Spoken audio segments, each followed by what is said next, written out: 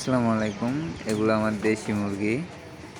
আর আমার দেশি মুরগি আছে বর্তমানে 40 পিস। তো আমি এগুলা ছেড়েই পালন করি বাইরেই। সকালে শুধু ১ মগ খাবার দেই এবং সন্ধ্যার সময় ১ মগ খাবার দেই। ১ মগ খাবারে কিন্তু ৪০টা মুরগি পালন হয়। সারাদিন এখানে ওখানে নানান জায়গায় খেয়ে আসে। আমি শুধু সকালে ছেড়ে দেওয়ার সময় দিব আর ঘরে ওঠানোর সময় দিব। তাই হয়ে যায়। এগুলাতে কিন্তু প্রচণ্ড লাভ। দেশি মুরগি যারা পালন করে তাদের কিন্তু আমি সিম্পলি বুঝাই, আপনার একটা দেশি মুরগি যদি আপনি ২ মাস পালন করেন বাচ্চা থেকে, তাহলে ২ মাস পর আপনি ৩০০ টাকার বেচতে পারবেন যদি ফিট খাওয়ান। আর আপনার ওই মুরগিটা ফিট খাবে ১৭০ টাকার। তাহলে অনেক লাভ নয় দেশি মুরগিতে? এই জন্য ভাবছি শৌখিন মুরগির পাশাপাশি আমি বাইরে দেশি মুরগিরও একটা খামার তৈরি করব।